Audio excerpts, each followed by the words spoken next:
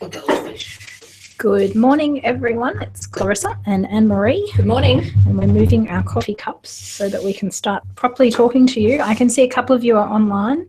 So hi, everyone. If you can hear us, can you just type into the chat box? Let us know that you can hear. Helps us to know that the tech side of things is working.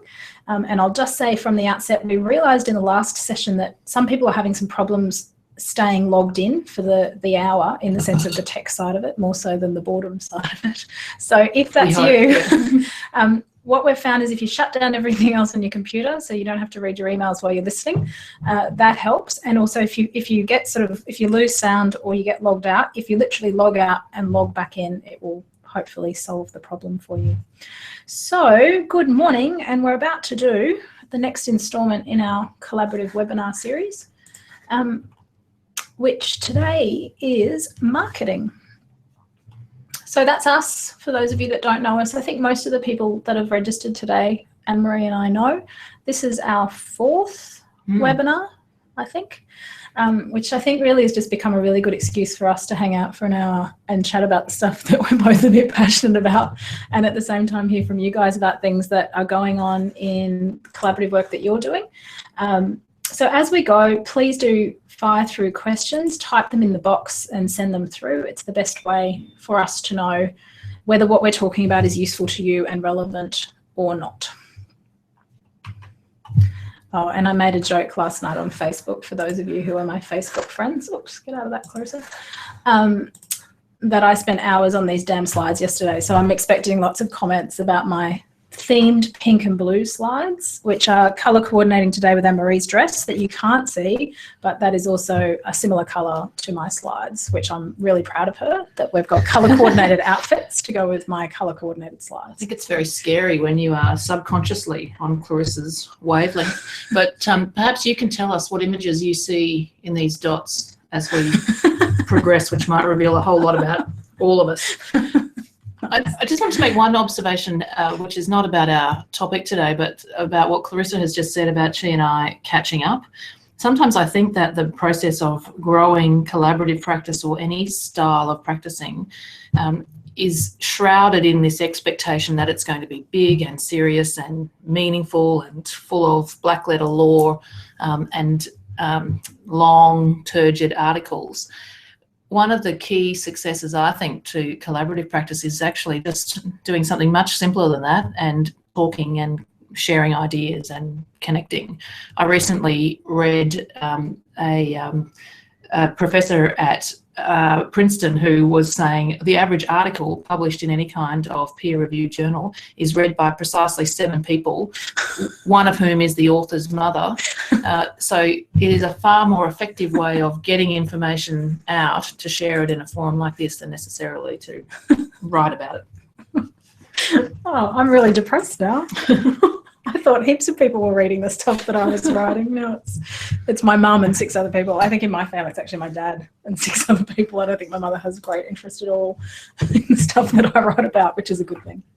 All right, plan for today, same as usual. Please fire through questions.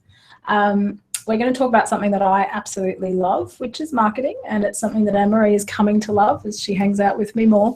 But I think part of why we wanted to talk about this topic, 2 reasons.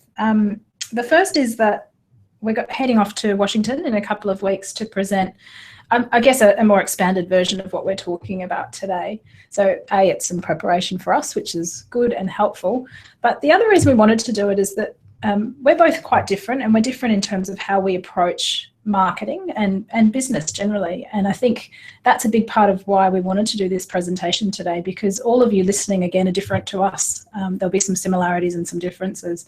So as we're talking through the topic today, know that I guess we both come at some of these things from quite different angles, but we've both been successful in growing collaborative work within our businesses and are continuing to grow it.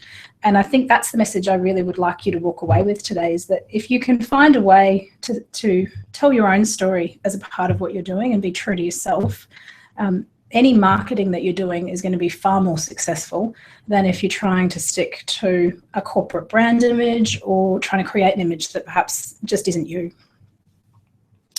So, what is marketing? This is a question, and I'm not getting any answers to my questions at the moment, so I don't know whether that means that I haven't pressed the right button or what it is. So I'm going to pause here for some mindless chatter in the hope that someone's going to answer my question of what is marketing. Anne-Marie, you might have to answer my question. What is marketing? This is not mindless chatter. It's I think something that I reflect on a lot. I didn't start studying law when I first left school. I started a business degree majoring in public relations and I so didn't know this. marketing. And I left that after a year because I was shocked that this exercise could possibly be translated into 3 years of study.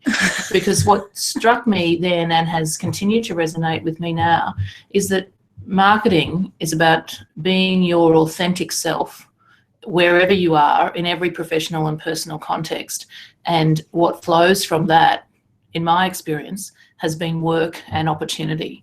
But the key to it is being understanding who you are and what you offer, and not being concerned about what the person next door or the practice down the road offers.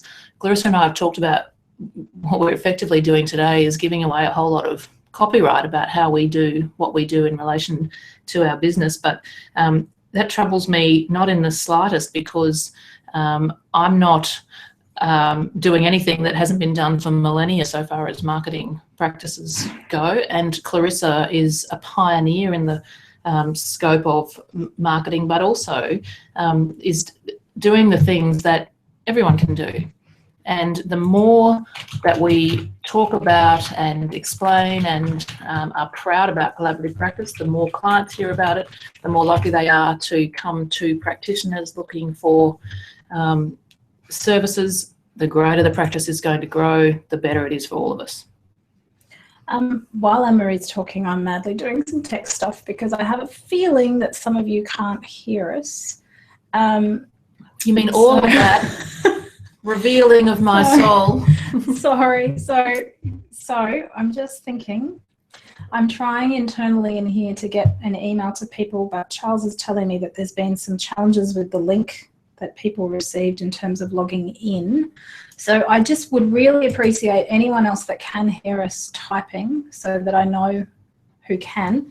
And failing that, I'm about to just try and get an email sent out to all of you just to correctly let you know how to log in, because there's some technical difficulty. We'll continue though, because ultimately you'll get a recording of this link and you probably don't need to listen to us talk about the tech problems for the next 15 minutes, but this is the joy of doing something online, I expect. All right, so what is marketing? I say marketing at the end of the day is any process that interests your potential customers or clients in the products and services that you're selling. So it's pretty broad, and I have a view that I am a walking, talking marketing machine. And that every single thing that I do is in some way associated with that concept of marketing, or with potentially interesting potential customers, as you might say, or clients in the services that I offer. So that's probably how I try and think about it in a very simplistic sense, is that anything that you're doing as a part of your business really should be part of your marketing. And even if I take a traditional approach with this for a short moment, if you're going to court, the way you conduct yourself in the court building, the way you communicate with people, the way you dress, the way you organise your documents, in my view, is all part of your marketing. It's all part of your brand. It's all part of what people perceive, judge, inform themselves about you. So it's not just whether you've got a beautiful logo on your piece of paper and whether it all looks lovely. There's so much more depth, I think, to the notion of what is marketing in this day and age. I completely agree with that, but I make one sort of overarching statement. It isn't actually hard. It's just constant. Everything you do, everywhere, every way you do it. And if you have an understanding of yourself and what you offer, and you can radiate some pride in that, marketing, in fact, is far easier than if you feel as though you're selling something contrived. And I'm sure you've all had experiences where you're reminded about how small Brisbane, at least amongst the professional communities, are, and how important it is never to run amok in this town. because you can do so much good and so much damage just by either paying attention or not paying attention. Yeah. So who of those of you that can hear, and I can see now that I've got Deanna, Charles, Simone, Kate online. Thank you so much, guys, and sorry about the trick of having to go to YouTube today to log in. But who of you online has a marketing plan? A bit like business plans. They were all the rage a few years ago. I can openly say to you that I don't have a marketing plan. I market every single day, and my marketing plan is trial and error. And certainly this year, probably last year and this year, the guts of my marketing focus has been to really explore the social media world. And again, those of you that know me know that I blog quite regularly and Facebook, and I've just been making Anne-Marie take selfies. I'm moving into Instagram, which is incredibly addictive. So for me, I've really been experimenting in terms of online, but I don't have a fixed plan around how I do that. I literally experiment almost every day. I try something, see what feedback I get, see what works, what engagement, did it do anything or not? And it's really I enjoy it. It's like a creative learning experience for me. But I'm not getting any answers to my question, so I'm presuming that many of you are probably like me and don't necessarily have a marketing plan. Who feels as though they should have a marketing plan? Because I also don't have a marketing plan, but I have an incredible sense that I really should have one, that I need one, that one is important for business. But that said, I've been running my own practice along with James Norton for 10 years now, and we've never had a marketing plan. And so far, the business is continuing to grow. So I'm really interested in knowing who feels as though they should have a plan but doesn't have one. Yeah.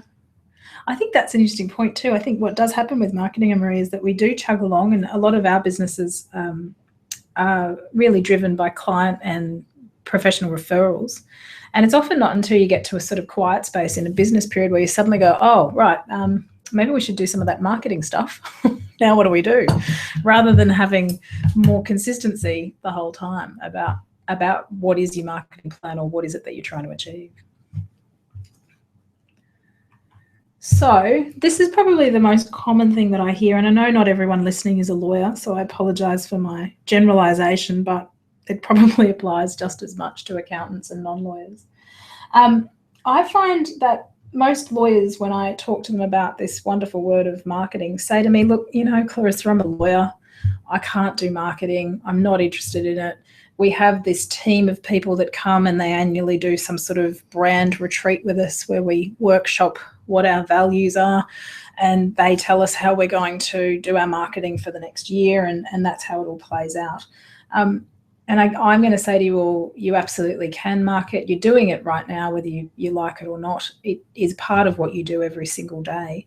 It's just probably more about making a conscious decision to really embrace it and to make it part of what you're doing every day, and to almost acknowledge some of the things that you are doing right now that you probably don't even realise are marketing.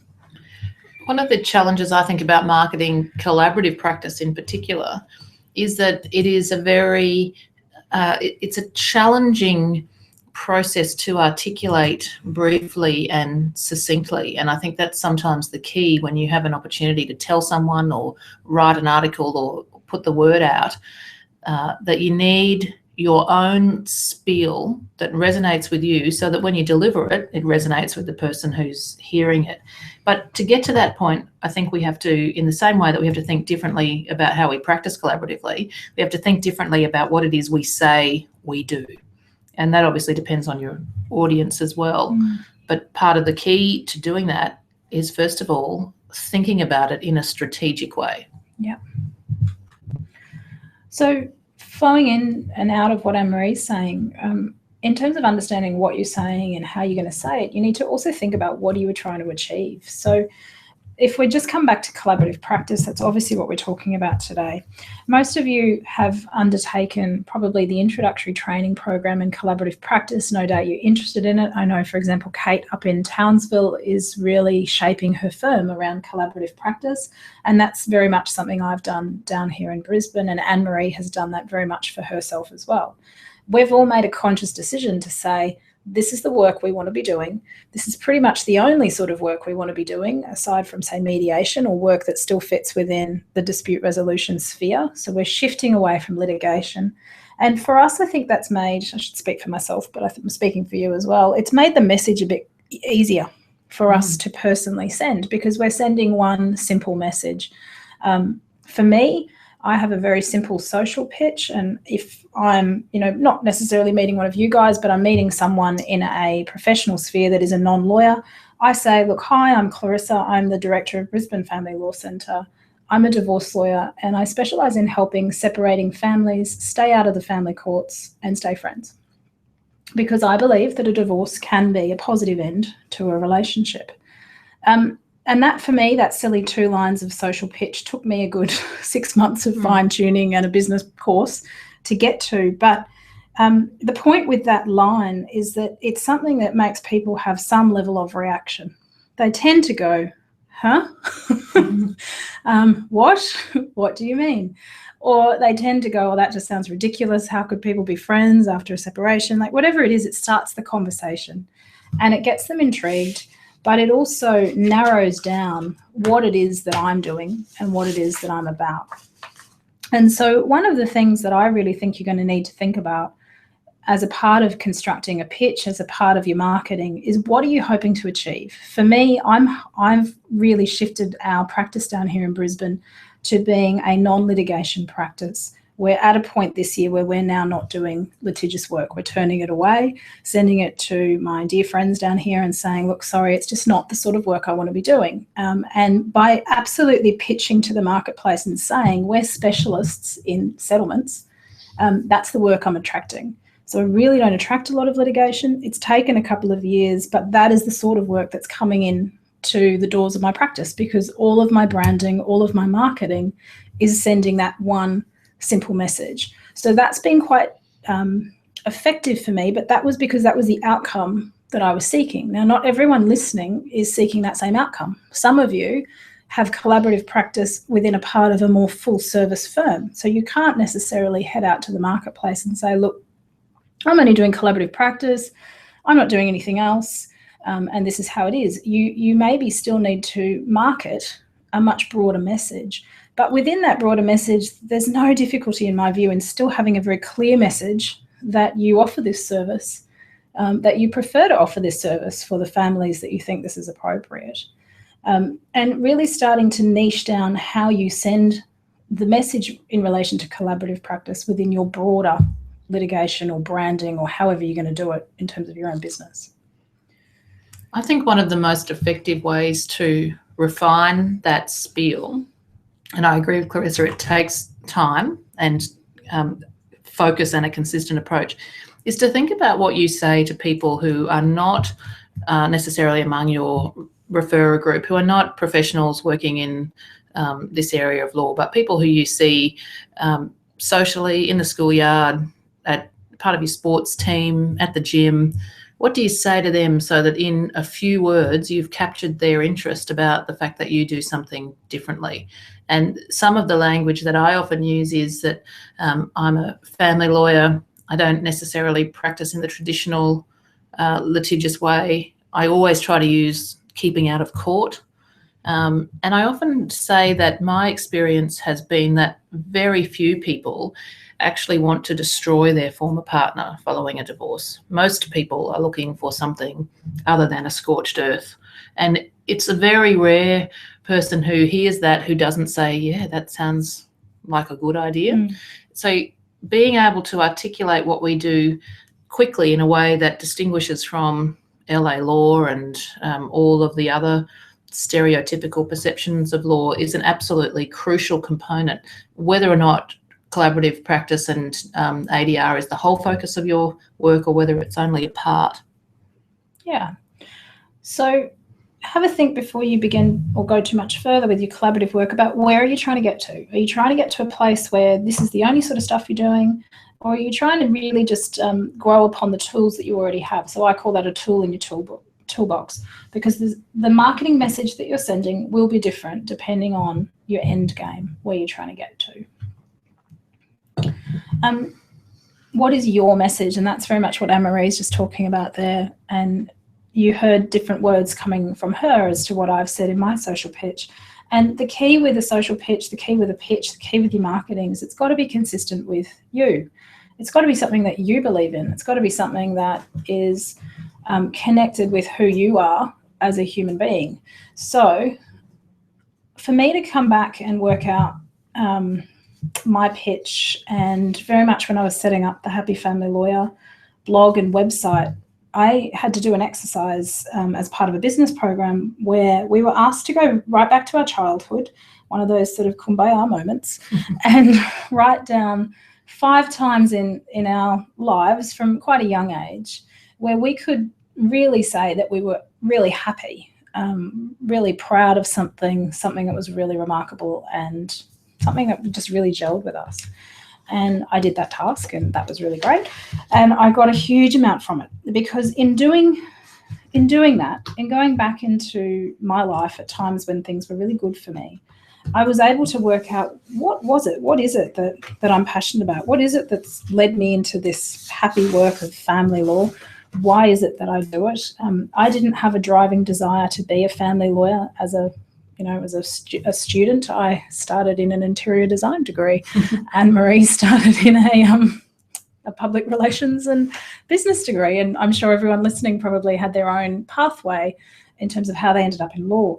I also didn't do my law degree and have a passionate desire to become a family lawyer. I had a passionate desire to be an artist, and reality was that I struggled to see how I was going to make money doing that. And I took a job as a lawyer, I think because if I dropped out of another degree, my father would have disowned me. But it turned out that I loved that job, and that job was doing criminal law with a little bit of family law. And then over the years, I started to do more and more family law. So in this process of going back and going, okay, well, what was it that I loved? What was it about the work that I really enjoyed? And for me, it was the people. It was that good old stereotypical thing of helping people, of feeling like I was useful, feeling like I was adding value, that I was doing something. Once I was able to work that out, I've been able to work that all through my marketing and into my pitch. So again, those of you that follow my writing, what I'm trying to do there, from my perspective anyway, is bridge some of the gaps for people in terms of access to justice by giving away information that for me is just commonplace and for most of you is commonplace. I've been able to find a way to inform people at large about stuff that they're dealing with when it comes to relationships and separation. It sits with what I believe in terms of I want to feel valuable, I want to feel like I've been useful. But it's also been great marketing in the sense that I'm sending information out there straight to the humans, as I call them. Anne-Marie's used to me calling the clients, the customers, the humans. Sending that information out there, letting them hear it, letting them read it, letting them engage with it, but also letting them know a bit about me, because I am I think I'm a pretty open person. I tend to share probably too much, particularly in the social media sphere, but the people following my marketing see me, see my daughter, see my husband, and that's what I'm very comfortable with. And again, it's enabled me to connect with a lot of clients and a lot of customers, but it's me. I'm comfortable with that. That's something that just fits well. I'm visual, I like images, I like videos, I like all of those things. So it's not hard work, it's something that I'm getting a lot of enjoyment out of. And for those of you who know me, you won't be surprised to hear that that could not be further from my preferred experience, both as a professional and a person. I have no social media presence at all. The thought of my husband or children appearing to the world at large is just not something I am comfortable with.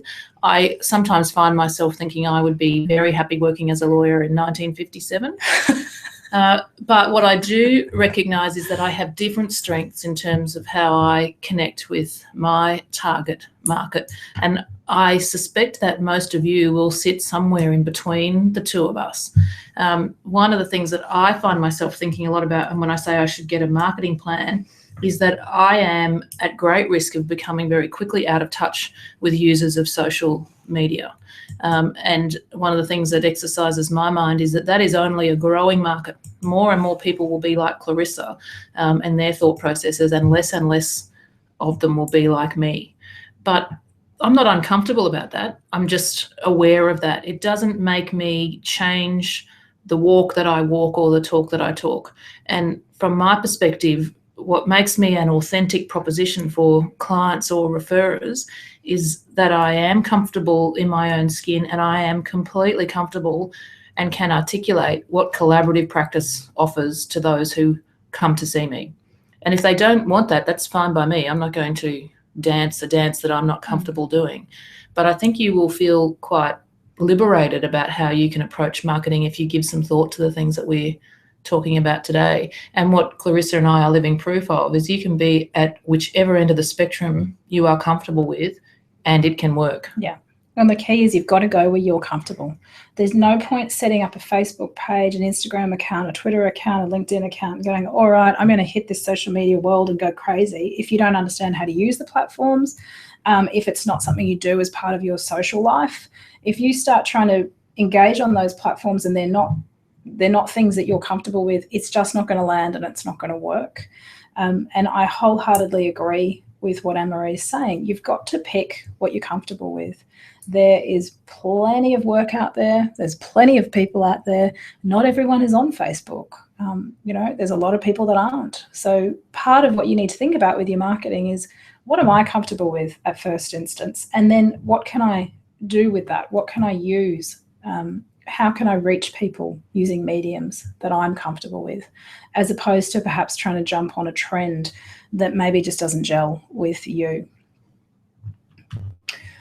Your pitch, I think we've spoken about this. So once you've sort of worked out what your end game is, my end game very clearly is I really just want to be doing collaborative practice. And knowing that, it's very simple for me in terms of my marketing to be saying, okay, well, if I'm going to send that message, is that consistent with the notion of this is where I want to get to? If I'm writing long articles about the court process, is that consistent with this is the sort of work I want to be known for and be doing? No. So let's not do that. Let's write articles around collaborative or relationships or respectful divorce, all sorts of things that fit in that space of being known as the person that is a specialist in this sort of work.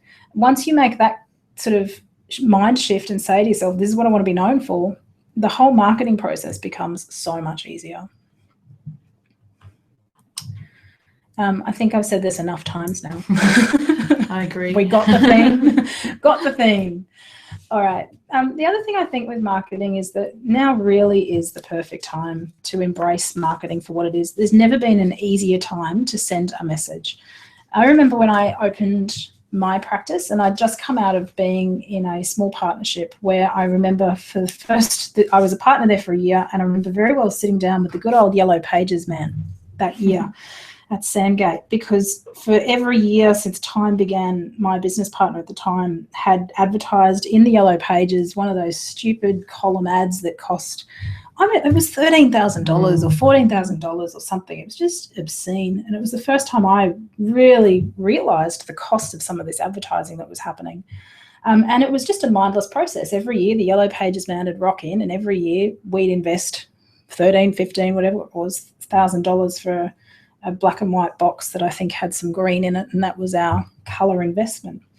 I remember opening my practice and getting quotes for websites and having a small coronary, and I remember setting up my own website at the time going, yay, look at me go, I can do a website. And then I remember the Yellow Pages man coming to me at my firm, and I remember sitting there looking at him going, I don't understand why I need a Yellow Pages ad. I haven't opened the Yellow Pages for a good 5 years. Talk me through why I need this. And I know when I went to Townsville earlier this year, so it may not apply for you, Kate. I remember there was a Yellow Pages, and I do remember flipping to the solicitors section because I was interested to see that the marketing, or the advertising up there anyway, is probably what it was down here 10 years ago. Firms are still heavily investing in the Yellow Pages, I presume, because they're still being used. Here in Brisbane, I don't even think we have one in our office. I certainly haven't used one for years. And my point is everything has moved online. The beauty of online is, by and large, it's free. So gone are the days of having to go to the Yellow Pages or the Courier Mail or whoever it was and pay for ad space to be able to broadcast your message. You can now jump online, have a decent presence, particularly through a good website, and you can market your message, send your message for free. That's the shift. It's such a wonderful shift. And if you can learn about it and embrace it, it is such a beautiful way to be sending a message at an incredibly cost-effective, in an incredibly cost-effective way. Sorry, I'm rabbiting on. No, I was just thinking about what opportunities the online forums generally represent for collaborative practitioners. They're not terribly amenable for traditional old school lawyering because that's boring. Yeah. And it's very hard to resonate on Facebook with a spiel about what Justice whoever said in the full court in whatever decision. Whereas collaborative practice lends itself to a different kind of dialogue.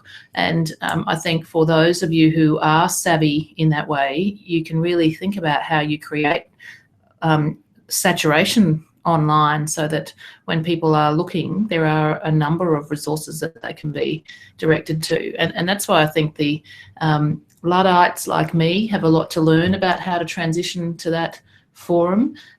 Fortunately for me, though, there are others of us out there. And we can continue in our old-fashioned ways. But I think what you can hear from Clarissa and I is that the fundamental message is the key. The delivery of the message is something that you can tailor to whatever you feel most comfortable with. And I see that as enormous opportunities for the growth of this type of practice. Another reason why I'd say to you now is the perfect time is the marketplace itself is changing. And there's a couple of reasons that that's happening. The legal marketplace over the last 5 to 10 years has shifted, and I would say to you that we're in an absolute time of massive shift.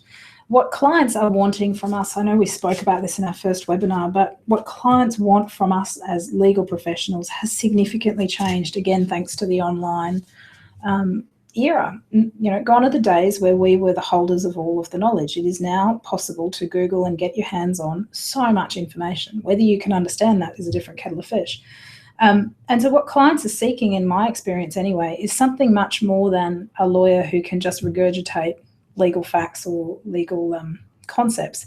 They're looking for service. They're looking for value. And that's where collaborative really fits and sits, and I think can really own the market space, because it can deliver to families value that no other process can. And so as part of your marketing, that's very much the message that I'd encourage you to be trying to really think about how you can send and how you can inform people about the value that comes from this process, as opposed to even mediation and litigation. Litigation's an easy one to compare and contrast, but I think sometimes it's harder to compare and contrast mediation and collaborative. But I would say to you that in terms of collaborative law, the value that comes from that is for many families greater than perhaps in mediation. Just got a great question or comment there from Simone. One of the best things I've done from a marketing perspective is to start publishing short articles about collaborative practice via LinkedIn. Because LinkedIn is a professional forum, it certainly creates a perception that you're an expert in this area. And Simone's a financial neutral down in Sydney. And I couldn't agree with you more.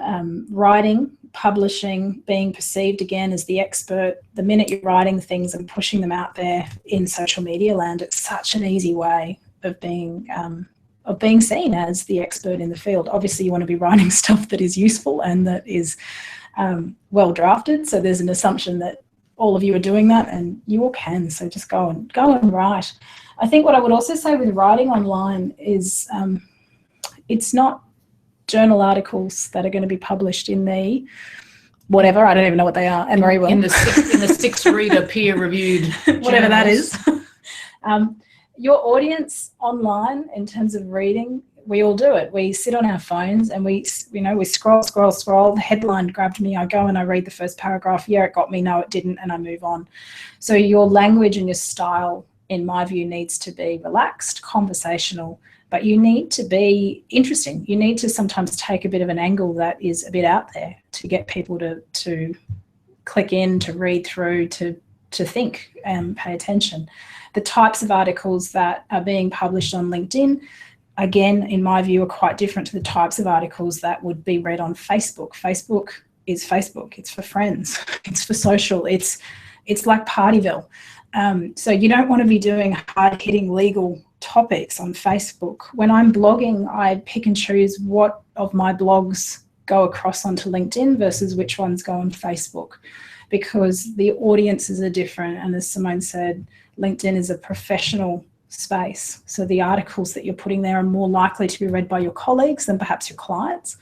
And so again, you want to be thinking about, okay, what is the audience for this article? What am I trying to achieve with it? But couldn't agree more. Great platform. And one of the other opportunities I think exists in LinkedIn is that if you are part of a firm that has a certain marketing persona, and it might be difficult to break, if that's traditional, it might be difficult to break away from that. LinkedIn gives you a forum where you can operate under that umbrella, but just gently sow the seeds about how differently you practice and what that might offer without necessarily feeling as though you're completely out of step with the larger organisation. But I think that also creates a huge opportunity for practitioners who aren't constrained by those kinds of whole of firm perceptions and plans and presentation to the wider conservative professions. Definitely. I know, Deanna, you're listening, and I know you certainly at the beginning of this year were dabbling with LinkedIn publishing, and quite successfully from my perspective, watching you from down here in Brisbane. Deanna's been sort of tasked with the joy of trying to set up a bit of a family law section within a firm that wasn't practicing family law up in Townsville. And I thought was doing a great job of starting to just push out some subtle articles around different topics relating to family law. Great way on LinkedIn of subtly saying to the professional sphere in her world, hey, look, this is what I'm doing. Hey, look, this is what our firm's doing, without a message that says, hey, look, this is what we're doing. Just a far more subtle way of, oh, here's some stuff that I know about this topic. Really effective. So coming back in terms of what's going on in our marketplace at the moment, clients want more from us than ever before, and what they want is different. And I say to you that collaborative practice offers and delivers that. Your job is to work out how to explain it or how to pitch that. Technology, we're talking about the platforms available. So not only have we got technology in terms of the internet, the speed of practice, email, all this wonderful stuff that does my head in, we've got technology in terms of platforms that we can now all be using for marketing, for publishing, for sharing our brand. So LinkedIn and Facebook are two that we've spoken about. Twitter, Instagram, Pinterest even. Like, there's a whole lot of social media platforms that are just sitting there waiting for people to play with. YouTube is another great one, that are all there. But your website as a very basic starting point and almost as the hub of all of your online presence should be your website. And if nothing else, that's where I'd start. And then I'd start pushing things out to the other platforms. I think the third thing that Anne-Marie and I talk a lot about ourselves anyway is that we, as in professionals, as in us, we want more from work. We maybe even want less from work. I'm not sure how to best describe it, but we as a group of professionals are challenging the constraints of our profession more than ever before. We are saying we don't want to be killing ourselves. We don't want to be stressed. We don't want to be feeling some of the things that come often with more traditional forms of practice. And often that's what pushes a lot of us into collaborative practice, is we're attracted by that, some of the benefits that come for us as professionals. But in a larger sense, I think a lot of the younger people coming through our profession are saying, thanks very much, but no, I don't want to work 24 hours a day. I don't see value in that, and I don't want that for my life. And that's causing some shifts and changes in terms of how we deliver legal services and how we all work. And it's in this environment that you're marketing your services. And I think if you can tap into some of these things, that's what's going to make your marketing message so much easier to clarify and to put out there. So what do you do? I've given you a whole lot of stuff around marketing. We've given you a basic discussion around pitching. What do you do when you leave this webinar? This is what you do. You sit down and you work out, what's your end game? What's your message? Are you wanting to be the world's best collaborative practitioner? Are you wanting to be someone that does a bit of collaborative practice? Are you hoping that in a year's time you've done 4 collaborative matters? Set yourself a target. It's so much easier to achieve something when you've got an actual quantifiable target. But whatever it is, set that outcome, and then from that, create the message that you're wanting to send. Choose the marketplace that you want to send it to, and then work out where to reach them. So let's go through that in a bit more depth. So in terms of your message, remember we've said today, you need a pitch, but your pitch is going to change depending on the market that you're sending it to and the message that you're sending. So if I was pitching with Anne-Marie to a group of litigation lawyers around the benefits of collaborative practice, I probably wouldn't stand up and say, hi, I'm Clarissa Raywood and I specialise in helping separating families stay out of the family court, because they'd go, yeah, you're an idiot. That's nice, Clarissa, good on you. I would use very different language if I was talking to lawyers. I would use much more legalese, I guess, versus if I'm talking to the man in the street, my friends that aren't lawyers, if I'm giving a presentation for a group of people that are non-lawyers, the language I use is the pitch that I just gave you before. So think about who you're delivering your message to. So if we take the example of you're trying to reach, I don't know, parents in your local area that are aged between 40 and 45, because you've done a bit of research and you've realised that the majority of your clients lately that have been interested in collaborative practice are parents aged 40 to 45 that have children at private schools, that sort of thing. If you worked out that that's sort of the market that you're trying to talk to, then what I'd say is, okay, we need a message that's going to connect with that market. Parents, children, that's an easy angle. So I'd be looking at messages that encapsulate the benefits of collaborative practice for children, for long-term family arrangements that ensure minimise conflict, that parents can get on well, that good old saying of we can all go to the wedding when the kids are in their 20s, that sort of stuff. So that'd be the themes coming through in my messages. And then I'd be trying to work out, where can I send that message that's going to reach that market? So are those people going to be sitting on LinkedIn? Well, some of them might be if they're professionals and working. So that might be an avenue. Are they going to be sitting on Facebook? I'd say to you that probably a lot of the women are. That's certainly been my experience. And so I'd be thinking about, okay, how can I target them? And anyone using targeted Facebook advertising and marketing, you would know that you literally can target them. You can literally say, I want to send this message to the people that live 5 kilometres from where I am that are aged between 40 and 45 that happen to be women and read the Women's Day. It's ridiculous how specific you can be. You might say, look, there is the local, what have we got here? Brisbane News, City North News, whatever those sort of local papers are. And you might make it your aim to get a short story into one of those papers. My experience is that that's reasonably easy, particularly if you can offer them a case study. So that's the catch-22. But if you can offer a journalist an actual case, an actual experience, they will more often than not pick up that story. So you might say, okay, I want to get a story into the local paper about the positive experience that this particular family that I worked with had. And again, the story isn't about you, but you're there as the expert in that space. So that's sort of how my brain works when it comes to marketing, and how your message might shift depending on the market that you're trying to send it to. And I have a slightly different market, and I have one eye, perhaps unfairly, on the practitioners who don't practice in family law and what they're likely to be saying to this particular audience. Because if your audience is a reasonably savvy user of legal services, because through their work or their other professional engagement they have met traditional lawyers and they understand how lawyers work, I always find myself thinking, well, what would happen if they went off to see an aggressive litigious lawyer and they said, oh, do you do this collaborative practice? What are they going to be met with, and how can I head that off at the pass? And one of the things that I say is, look, this is the style of practice that works for me. I think it's good for my clients. My clients embrace it, but it's not for everyone. It's not for every lawyer and it's not for every client. And what I find is if you can do that with a level of confidence and a bit of a shrug that there are others who do things differently, the gravitas of what you say resonates very differently then. It's not so that they're not met with a response from the traditional lawyer that makes them think, my goodness, this is all very kooky and weird, this collaborative practice, but oh, I was expecting you might say that, and actually I think it's going to work for me, so I'm going to look for a collaborative practitioner.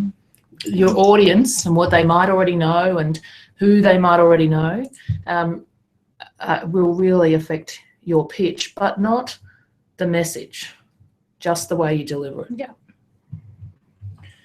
I wanted to leave you guys with some practical tips and some ideas, some examples of what you could do to grow your collaborative work. Obviously, that was the point of today.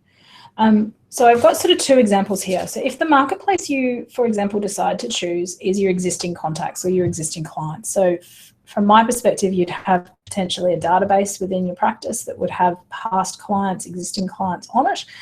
But you would probably also have a database that includes contacts, professional referrers, friends, colleagues, whatever it is. So let's imagine that that's the group of people that you've decided that you'd like to try and send a message to. These are the different ways that I say you could send the message about collaborative practice to them. You could do a newsletter. You could send them information, whether it be in a newsletter or an email or something similar, about case studies, about a case that you've just done and how it worked, or the value, or you might have some comment from a person involved in it. You could run information sessions. That's something that I've certainly done here at my firm, and I've also done them online, and they've been quite successful. Webinars, something that we're doing now. So you could choose to run a webinar for existing contacts, professional referrals, and you might pitch it out there to them and say, look, I know you've been referring work to me for the last 10 years. I've considered it really valuable and I really appreciate it. I want to share this information with you in terms of how I can better service some of your clients, but also give you more information about some of the changes that are happening in my industry and how I'm going to be able to better work with you moving forward. And in that example, I'm thinking particularly of accountants. I know accountants refer a lot of work in here. Other professional colleagues in other areas of law would be another one that I would target with something like a webinar. Brochures, really simple ones. So Anne-Marie and I both spoke about our process in one of our earlier webinars for new clients coming to both of our firms, and we have different but similar processes whereby the client, from the point where they make that first phone call, is being given information about collaborative practice through whether it be brochures or letters or information generally. So you can think about how it is that those new clients coming into your firm are already primed, if that's the right word, to at least know about this concept before they even come in for a meeting with you. And having simple brochures about this sort of option is a really easy way of doing that. Making sure your website has a clear message around collaborative practice on it, and that it's not sort of buried in amongst many other messages. And obviously social media is a great and easy way of sending subtle messages around collaborative practice, or certainly around issues that relate back to collaborative. A good example of that again was the year before last year, Gwyneth Paltrow, Chris Martin, when they separated, and there was the media storm around this new phrase of conscious uncoupling, and there was so many great articles written at the time. And it was just such a really easy way of sending the message again about the work that many of us have been doing for a long time. It fit with a social sort of story that was on at the time. So it was just an easy in for sending a message around, look, this is something that you guys can do. Normal mums and dads, this is available to you. And we call it collaborative practice. So it's just a much more subtle message than sort of sending out a specific article. So that was my brain dump last night. One of the other things that strikes me as being absolutely crucial is each other. Some of the best referrals of collaborative work are going to be from other practitioners practicing in the area. And the more cohesive a front that we present, the more the work will flow and the cross referrals will happen. Law, in my experience, is a traditionally highly competitive market, and sharing your tips on how you make rain and how that might benefit others is really an anathema. But I often tell myself when I'm thinking about collaborative practice that it's those others who are practicing and articulating and speaking about this at every possible opportunity are those who are going to build the network of people who I ultimately will work with and will want to work with. And, you know, a candle loses nothing for lighting another candle. Yeah. Couldn't agree more. Hence our random webinar series. My second sort of example of this is if you said, right, I really want to grow in and attract new clients that are interested in collaborative practice. So I'm going out there and I'm trying to target completely new people that potentially have had nothing to do with my business before. And this is a little like the example I gave earlier of saying, okay, I've done a bit of research internally, and I'm making this up as I talk to you, can I just say? Let's imagine you've done a bit of research internally and you've established that the majority of the clients that you've serviced in your practice that have been interested in non-traditional ways of solving disputes have been men or have been women of a particular age and a particular demographic. So if that's the case, Kate likes your candle analogy. Thanks, Kate. If that's the case, you've got to try and whittle it down to what is your ideal client. Because if you can do this task well, your whole marketing for a new client becomes so much easier. I did this exercise last year in terms of my ideal client for collaborative. And I did a female version and I did a male version. And as a part of that exercise, I went right down, and literally I chose clients I'd worked with and the ones that I really enjoyed working with and that I felt anyway really engaged in the process. So I literally sat there and wrote their names down. I wrote their ages down. I wrote what they were interested in. I wrote what they did on the weekend. I wrote where they were online.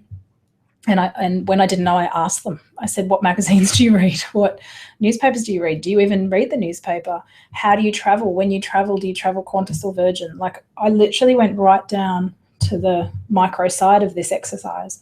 And it was really valuable for me because as soon as I was able to pinpoint the movements and the type of person that those ideal clients were, I was able to go, right, well, as an example, one of them, it travels a lot and travels with Virgin a lot. Okay, well, in a perfect world, if I could get some sort of presence in the Virgin magazine, In-Flight magazine, that would be an amazing opportunity to spread a message. Haven't achieved it yet, but I'm not giving up. So simple things like that, that once you go, okay, that's something that this person reads, how can I pitch a story to be in that particular publication or to be on that particular radio station or whatever it might be. So this is the key. If you want new clients, you've got to be thinking about, well, who are those people? Work out what they read, what they do, where they are, who they hang out with, and then start trying to pitch your message to them. Another good example of that, and I think, Anne-Marie, you and I have spoken about this before, is I'm going to say the mums in the schoolyard type stuff. But a lot of you listening have families, have children, you're in social groups such as schools, and a lot of those people there are often obviously dealing with relationship breakdowns. So finding a subtle way to let those people know what you do, maybe not at the school pickup saying, hi, I'm Clarissa and I'm the divorce lawyer, but doing it in a much more subtle way is a really powerful way, again, of just giving them that message. So once you've worked out who that ideal client is, then you'd be thinking to yourself, okay, how do I target them? And this was my brain dump again. Media releases I find are really useful.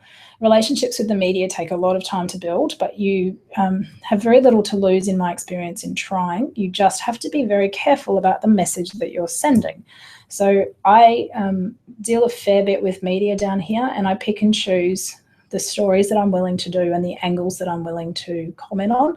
If I feel like the story is not consistent with my brand message, then I simply won't comment. I won't be a part of it, and I'll refer them on to someone who I think is more appropriate. The flip side of that coin, though, is that particularly this year I've had a lot of media off the back of my book, and it's been incredibly successful. So I would say to you, engage with the media. You can do media training, which is also really useful, but media releases, particularly in smaller areas, can be really successful and really good, easy ways of getting stories out there about things that you're doing. Online writing we've spoken about. So Simone mentioned LinkedIn, Facebook, have a blog on your website so that those articles are sitting there as well and you can push them out in all sorts of places. Just think about the style. So I've said soft stories on social, particularly on Facebook. My experience on Facebook has been that if you're writing heavy legal stuff, it is just not well received. If you're writing soft stories, my topics for Facebook tend to sit around the concepts of life and love more so than law, and that is really well received. If I did that on LinkedIn, it would be a bit weird. So you've got to pick your audience and you've got to pitch it to the audience. Media I've spoken about. Make sure your website is clear in the message that it's sending. Information sessions as well, again, I think are a great way of attracting new clients. And something that we've done in our firm this year particularly is just tried to run them. We've been a bit hit and miss, but we've tried to run them on a sort of bi-monthly basis. Sometimes we get a lot of people, sometimes we don't get any. It doesn't really bother me. It's a simple thing to have out there and have available so people can come in, and that's a good simple way of attracting new clients. One of the things I hope that all of you listening take from today is what I always take away from any kind of discussion with Clarissa, and that's a real sense of opportunity about what could be done. And I have a growing list of things that I could do, none of which make me feel comfortable or competent. But what is so vital to those of us who want to build the collaborative community is that every one of us in it takes a bit of time from our busy practices to think about these kinds of things, because the message we are sending is new, is different, and is going to take time to spread amongst the community if it's going to grow as a sort of practice, as a form of practice, organically. And I really would encourage you all to find some time to think about what message it is you want to send and how and where you might send it. It doesn't have to be how Clarissa does it. It doesn't have to be how I do it. It has to be how you want to do it. There's room for all of us. So off the back of that comment, and you can think about this while we talk about this next little bit, I would like you, those of you that can, type into this question box, because I'm not convinced everyone can today, sorry. I'd like you to tell me the one thing that you're going to do off the back of this webinar in terms of your marketing. So you can contemplate that while we talk quickly about stuff that has worked for us. So Anne-Marie, what would you say? I think the thing that has worked for me has been to recognise who I am and where I fit within the legal industry, and that is inherently conservative, and that my comfort zones are inherently nerdy and traditional. But that doesn't make me unapproachable or impersonal. I can talk about this to anyone, this sort of practice, but not online. Not in any kind of media forum, but in a much more, I suppose, academic kind of way. And my audience is also of a similar mindset, but that doesn't mean that they are not open to the process, because if you can articulate the process and all that it offers, you can appeal. The other audience I find incredibly useful and meaningful are those who have personal connections with the person they're referring. And while accountants and other lawyers have that on a superficial level, mums in the schoolyard whose best friend, sister, auntie is having a terrible experience are really looking for someone who will care for them and look after them as a person. And that's, I think, a really meaningful opportunity. I don't know that anyone wants to go fishing for work in their child's actual schoolyard, but the kind of person who you meet there and the kind of concerns that they have for their immediate friends and families generates, I find, a really worthwhile kind of client. I think that's right.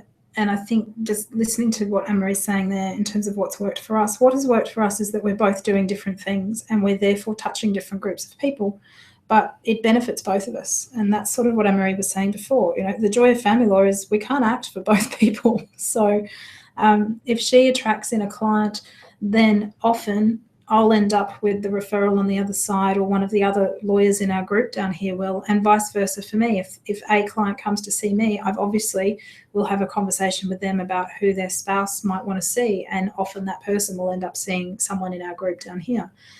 So it helps all of us, and it's good, I think, that the market space that I'm active in is different to the market space that Anne-Marie's active in. Absolutely. That's perfect, because we're spreading our net further.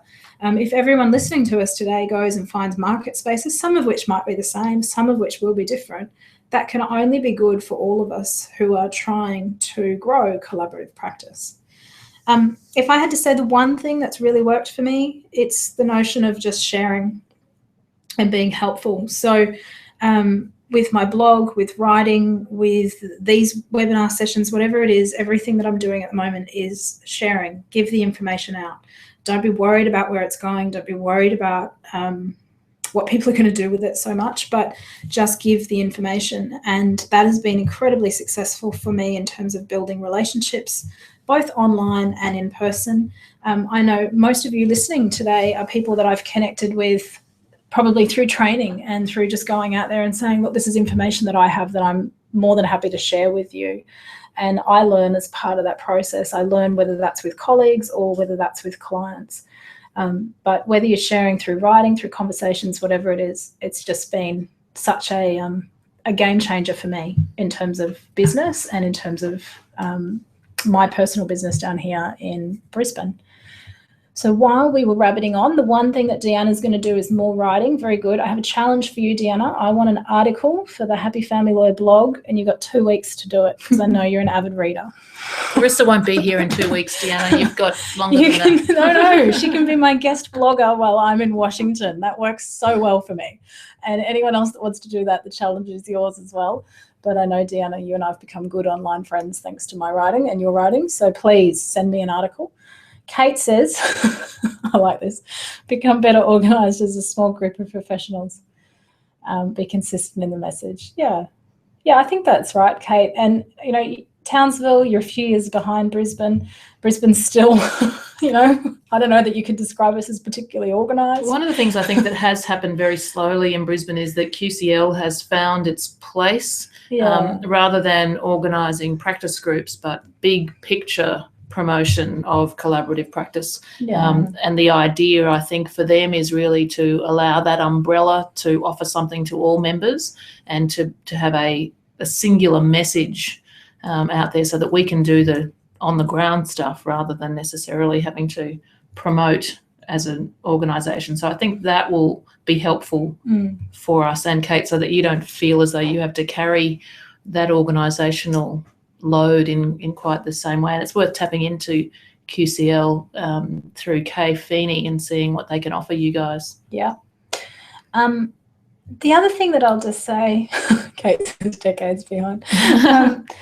On that point, Kate, what I'll say to you is this, something I pick my dear friend Anne-Marie up for doing a lot, and that is not pausing and acknowledging the leaps and bounds that you've already made.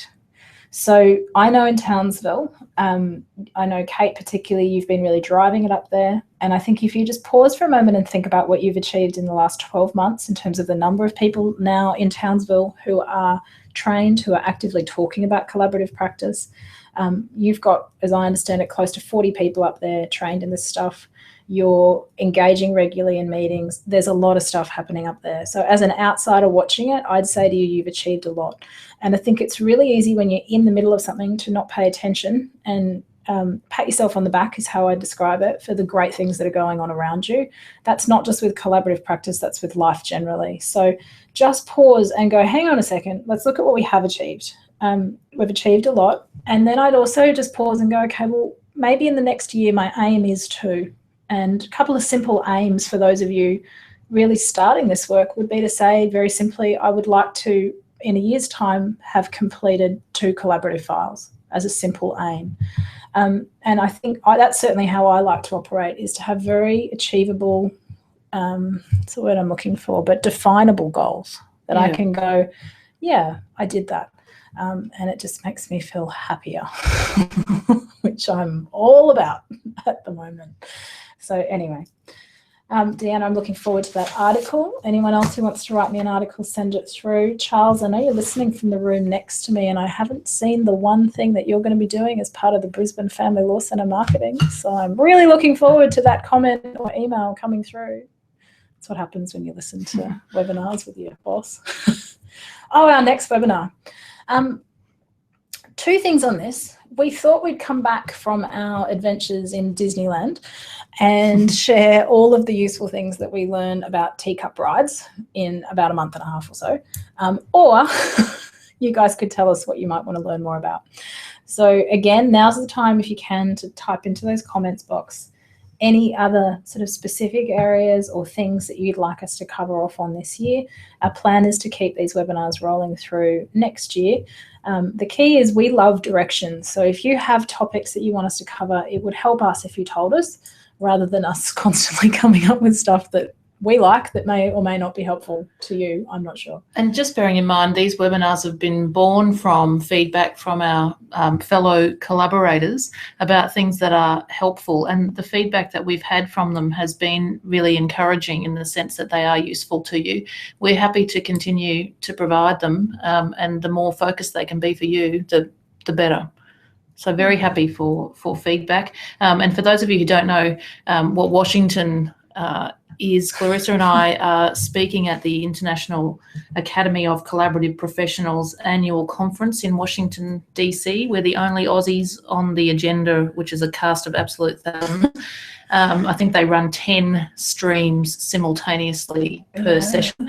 So it's a fantastic opportunity in that sense for us, but also for us to bring back things to share with you, which we look forward to doing.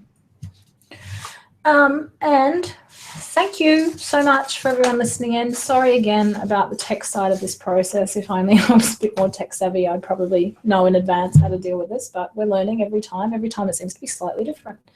So thanks so much for listening to us today, guys. If you do have any questions, please feel free to email them through to Anne-Marie or myself. And otherwise, please go and enjoy your Tuesday. Thanks, everyone. Bye-bye.